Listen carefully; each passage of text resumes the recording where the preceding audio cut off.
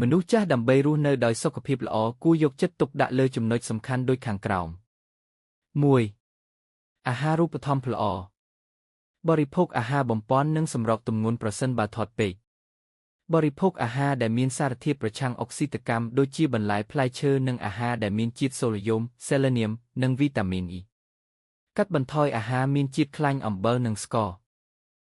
2. សកម្មភាពរាងកាយធ្វើលំហាត់ប្រាណប្រកបដោយសុវត្ថិភាពដូចជាដើរហាត់យូហ្គាឬលំហាត់ផ្លាស់ទីវាលចំណាយពេលយ៉ាងហោចណាស់30នាទីក្នុងមួយថ្ងៃដើម្បីធ្វើសកម្មភាពរាងកាយ 3. សុខភាពផ្លូវចិត្តរក្សាទំនាក់ទំនងជាមួយក្រុមគ្រួសារមិត្តភ័ក្តិនិងសហគមន៍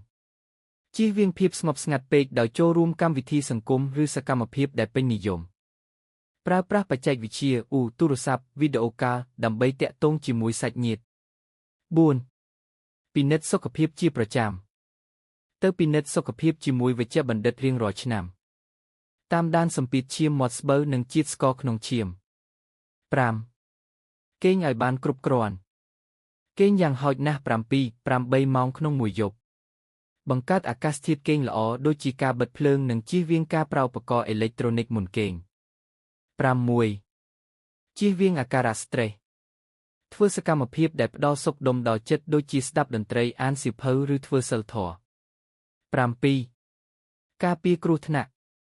ប្រយ័ត្នក្នុងការដើរឬឡើងជណ្ដើរដើម្បីកាត់បន្ថយហានិភ័យដួលដាក់ឧបករណ៍ជំនួយដូចជាឈើច្រត់ឬកៅអីវ៉ែតបើចាំបាច់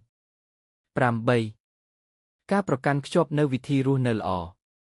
ជៀសវាងការជក់បារីផឹកស្រាប៉ុន្តែផឹកទឹកឲ្យបានច្រើនរក្សាទម្លាប់រស់នៅល្អដើម្បីបង្ការជំងឺដូចជាជំងឺបេះដូងឬជំងឺសឹកដោយអនុវត្តតាមគន្លឹះទាំងនេះមនុស្សចាស់អាចរស់នៅដោយសុខភាពរឹងមាំនិងរីករាយបានយូរអង្វែង